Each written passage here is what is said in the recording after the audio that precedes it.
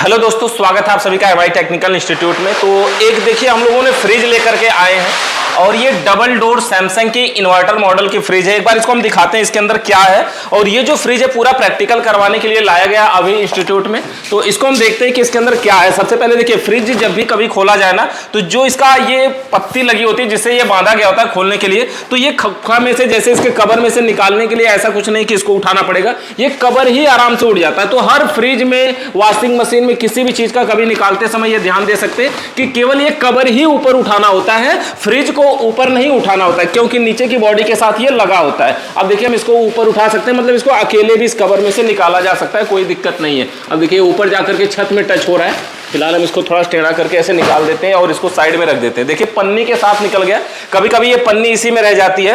बाकी देखिए ये डबल डोर है और यहाँ पर देखिए सैमसंग का यहाँ पे लोगो देख सकते हैं, सैमसंग की फ्रिज है। 1 स्टार में फ्रिज है। 1 स्टार का मतलब आपको समझा देंगे आगे। देखिए रेफ्रिजरेटर है, सैमसंग का है। यहाँ पर देख सकते हैं फर्स्ट ये 236 लीटर की फ्रिज है।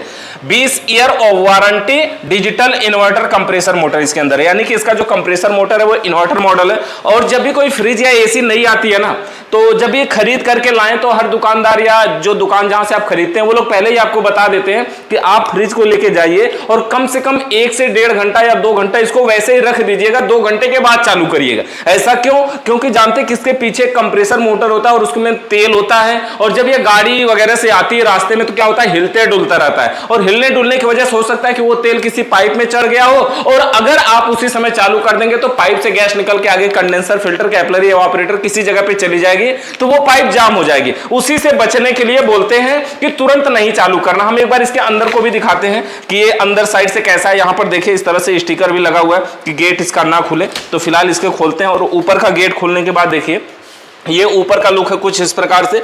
कुछ ऑप्शन यहाँ पर चेंज है। देखिए रेफ्रिजरेटर मिनिमम और मैक्सिमम ये इस प्रकार का यहाँ पर है, कूलिंग वगैरह का। और निचले वाले सिरे में भी एक बार दिखाते हैं। पहले इसमें नीचे वाले में क्या है, यहाँ पर भी टेप लगा, इसको भी हटा देते हैं। और जो नीचे का गेट है इसमें देखिए क्या, इसके अंदर तो ऊपर वाले में ये सारी जगहों पे वैसे कुछ ज्यादा नहीं है। इसके अंदर देखो मैनुअल भी मिल गया। मैनुअल के अंदर कुछ विशेष चीजें लिखी हुई हैं, एक बार यहाँ पे नजदीक से दिखाइएगा ये। और इसके अंदर देखिए क्या क्या लिखा, हम थोड़ी सी बेसिक चीजों को बताते हैं। सबसे पहले देखिए लिखा है यहाँ के प्रिय ग्राहक, सैमसंग फ्रिज खरीदने के लिए आपका धन्यवाद। यहाँ पर तो ये वेलकम कर रहा है। उसके आगे यहाँ पर क्या लिखा है, तो उपकरण उचित दूरी पर और हवादार जगह में रखें। मतलब कि जो फ्रिज है इसको ऐसी जगह पे रखें जहां पे इसमें हवा लग सके। मतलब अगर इसको दीवार से सटाकर रखेंगे या किसी कोने में ऐसे दो तरफ की दीवारों पे रख देंगे तो क्या होगा, इसकी बॉडी पे हवा नहीं टकरा पाएगी, जिसकी वजह से जब फ्रिज चलती है ना तो इसकी बॉडी गर्म होती है, और गर्म होती है तो वो ठंडी नहीं हो पाएगी। ठंडी नहीं हो पाएगी तो कूलिंग बढ़िया से नहीं कर पाएगी, यानी कूलिंग करने में थोड़ी सी कमी हो जाएगी। इसके बाद इसमें दूसरे ऑप्शन में क्या लिखा है कि स्थापना से पहले, मतलब इंस्टॉलेशन से पहले डिलीवरी के समय से 4 घंटे तक प्रतीक्षा करें। मतलब जब फ्रिज खरीदे ना तो इसमें पावर में तुरंत इसको ना लगाएं, कम से कम डिलीवरी के 4 घंटे तक इंतजार करें, इसमें लिखा हुआ है। लेकिन 1 घंटे में भी आप लगभग कर सकते हैं। ये वही बात है कि मतलब कंप्रेसर के अंदर का तेल किसी पाइप में ना चला जाए, इसलिए 4 घंटे तक इंतजार करने के लिए बोला गया है। और क्या लिखा है, सामने के पैर द्वारा समतल करें। मतलब इसके नीचे जो पैर है ना, जो इसका स्टैंड होगा नीचे,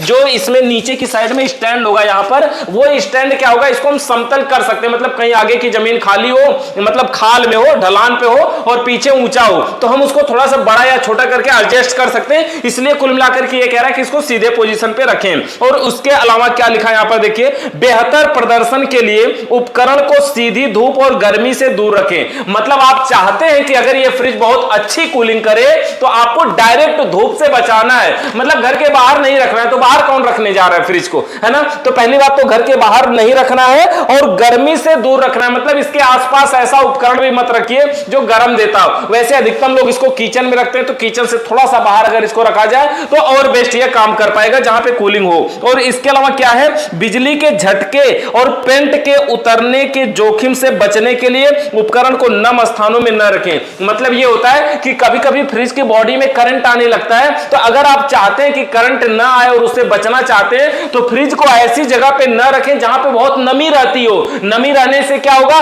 कि इसके नमी पड़ेगी, पानी वगैरह पड़ेगा, जंग लगेगा, पेंट छूट जाएगा, वहां पे करंट मारेगा। आप जानते हैं कि जब भी हम फ्रिज को कभी भी छूते हैं कोने होने में ज्यादा करंट मारता है। क्यों? क्योंकि वहां का पेंट छूट जाता है। किस लिए छूटता है? नमी वगैरह के कारण ही छूटता है। तो यही ये बता रहा है कि नमी से दूर रखें। और इसमें एक और ऑप्शन क्या है कि शोर और लेवलिंग की समस्या से बचने के लिए स्टैंड का उपयोग करें। मतलब अगर फ्रिज वाइब्रेशन कर रही है, फ्रिज हल्का फुल्का आवाज कर रही है, तो नीचे स्टैंड लगा लीजिए। स्टैंड लगाने से क्या होता है, वो फाइबर का होता है ना, तो वो नॉर्मल तरीके से काम करता है और आवाज नहीं हो पाती है। इसके अलावा देखिए थोड़ा सा इधर सुरक्षा के लिए क्या बताया हुआ है। सुरक्षा में यह है कि कई कनेक्शन वाले पावर बोर्ड या एक्सटेंशन बोर्ड के साथ फ्रिज का कनेक्ट ना करें। मतलब कोई अगर ऐसा बोर्ड है ना, जैसे देखिए उसमें जो 5 पिन सॉकेटें होती हैं ये ढेर सारी हो, जैसे इसमें तो फिलहाल एक ही है, जैसे किसी में ढेर सारी अगर 5 पिन सॉकेट है, मतलब एक्सटेंशन बोर्ड जिसमें कई उपकरण चलाए जा रहे हो, तो उसमें फ्रिज को ना लगाएं। इसको एक पावर बोर्ड अकेला बना करके उसमें इसको लगाइए ताकि ये सुरक्षित रहेगा। इसके अलावा इसमें और क्या है देखिए, बिजली के झटके से बचने के लिए फ्रिज की ग्राउंडिंग होना आवश्यक है। मतलब बॉडी अर्थ जो ग्रीन कलर का वायर होता है। और क्या लिखा है, गीले हाथों से बिजली के प्लग को ना छुएं। कोई बात नहीं है, नहीं छुएंगे। इसके अलावा क्या लिखा है, कृपया फ्रिज के ऊपर गर्मी पैदा करने वाली या फिर कोई भी भारी वस्तु जैसे कि वोल्टेज रेगुलेटर को न रखें। यह उत्पाद की कार्य क्षमता को प्रभावित करता है और उसे खराब करता है। मतलब फ्रिज बहुत सारे लोग ले लेते हैं और स्टेबलाइजर इसी के ऊपर लगा देते हैं, इसी के ऊपर रख देते हैं, या फिर पता चला इन्वर्टर और बैटरी ही इसी के ऊपर रख दिए। मतलब कोई भी इसके ऊपर भारी सामान नहीं रखना है और ना ही कोई गर्मी पैदा करने वाला रखना है। जैसे स्टेबलाइजर वगैरह होता है ना, जब वो काम करता है तो गर्म होता है, तो उसको इसके ऊपर नहीं रखना है। उससे क्या होता है, इसको काम करने में, इसकी क्षमता में बाधा उत्पन्न होती है। इसके आगे देखते हैं अब इसमें क्या क्या है। और यहां पर भी देखिए इसका कूलिंग सिस्टम, ये थर्मोस्टेट यहां पर लगा हुआ है, यानी कूलिंग को कंट्रोल करने के लिए। और कुछ चीजें इसमें होती हैं। इस वाली फ्रिज में देखिए यहाँ पर डोर स्विच भी दिया हुआ है। यानी पहले जो हम इससे पहले एलजी का फ्रिज दिखाए थे उसमें क्या था, यार डोर स्विच नहीं था, मैग्नेटिक सेंसर था। इसमें डोर स्विच दे दिया है। और भी ऐसे नई नई चीजें हैं। ये थर्मोस्टेट तो वैसे ही नॉर्मल ही है, सेंसर वाला ही है, इसमें कोई बात नहीं है। और इसके अंदर ऊपर की साइड में अगर यहाँ डोर सेंसर या रूम सेंसर ऐसा कुछ इसमें नहीं लगा हुआ है फिलहाल। और इस तरह से ये हम लोग प्रैक्टिकल के लिए फिलहाल अभी लाए हैं। तो इस फ्रिज से रिलेटेड बहुत ही जल्द बहुत सारी वीडियो आने वाली है। इसके पीछे भी थोड़ा सा एक बार दिखाइए कि पीछे की साइड में इस फ्रिज में क्या अलग है। थोड़ा सा देखिए, सबसे पहले इसका ये मेन लीड है ना, और मेन लीड सीधे ऊपर वाले बॉक्स में गई है। मतलब इसके अंदर इसके पीसीबी है ऊपर वाले बॉक्स में। देखिए उसमें क्या था, पीसीबी नीचे की साइड में था, इसमें ऊपर की साइड में है। कुछ फ्रिजों में डबल पीसीबी भी होती है, तो इसको अभी हम लोग खोलेंगे तो देखेंगे कि कितनी पीसीबी इसके अंदर है। बाकी इस तरह से ये फ्रिज है। चलिए, वीडियो देखने के लिए आप सभी का बहुत बहुत धन्यवाद।